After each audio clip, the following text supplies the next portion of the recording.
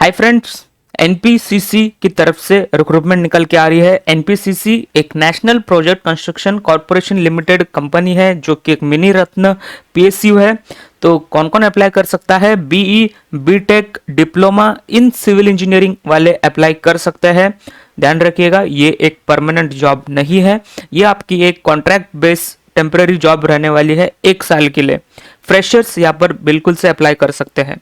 तो इस क्राइटेरिया में अगर आप फुलफिल होते हो तो वीडियो को आगे कंटिन्यू कर सकते हो। तो यहाँ पर आप देख सकते हो एडवर्टाइजमेंट आया था यूपी जोनल के लिए, एनपीसीसी यूपी जोनल ऑफिस की तरफ से 24 जनवरी को।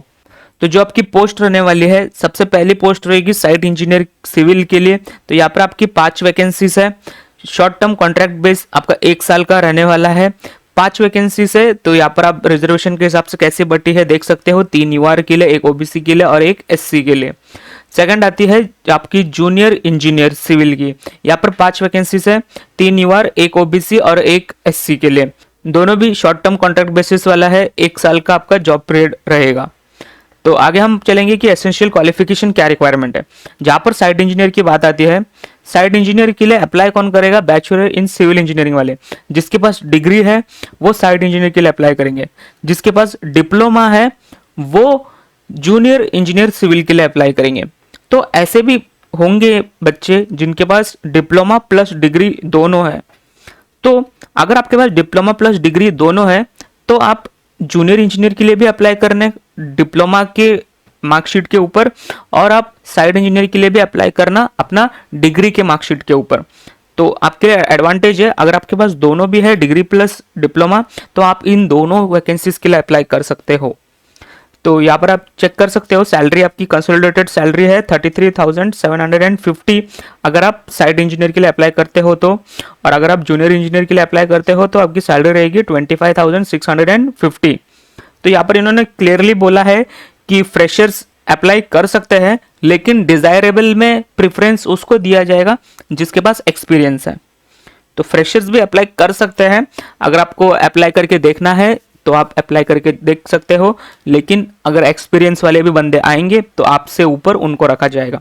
सेम केस जूनियर इंजीनियर के लिए भी बोला गया है कि फ्रेशर्स भी अप्लाई कर सकते हैं, लेकिन डिजायरेबल में कैंडिडेट के पास जिसके पास एक्सपीरियंस होगा हम उसको प्रेफरेंस देंगे करके।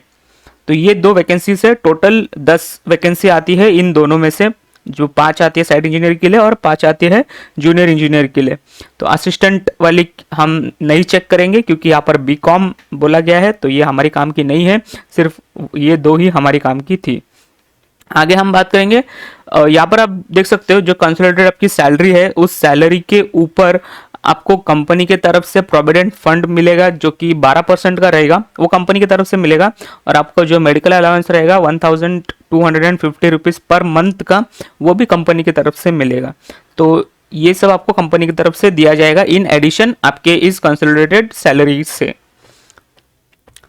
अपर एज लिमिट के बारे में बात करेंगे तो 40 ईयर्स से काफ़ी है, और जो कैलकुलेट होने वाला है डेट 31/01/2023 से। तो यहाँ पर अगर आप रिलैक्सेशन में आते हो तो आपको रिलैक्सेशन के लिए अप्लाई करना पड़ेगा। तो वॉक इन इंटरव्यू का डेट यहाँ पर दिया गया है। इंटरेस्टेड कैंडिडेट, एलिजिबल कैंडिडेट में attend walk in interview at NPCC limited UP zonal office, जो कि पड़ता है लखनऊ में। तो अगर आपके आसपास है या फिर आप दूर से भी हो या फिर जाना चाहते हो अप्लाई करने के लिए, तो वो आपकी मर्जी है। ऑल इंडिया एलिजिबिलिटी रखी है। तो जूनियर इंजीनियर के लिए जहाँ पर डिप्लोमा वाले अप्लाई करेंगे, उसका जो डेट ऑफ इंटरव्यू है वो 6 फरवरी को है, और रिपोर्टिंग टाइम 10:30 से 1:30 सबके लिए रिपोर्टिंग टाइम सेम है, ठीक है। और जो साइट इंजीनियर के लिए अप्लाई करेगा, जिसके पास डिग्री है वो साइट इंजीनियर के लिए अप्लाई करेंगे, तो उसका जो डेट है वो 7 फरवरी है, और टाइम 10:30 to 1:30 सेम है रिपोर्टिंग टाइम।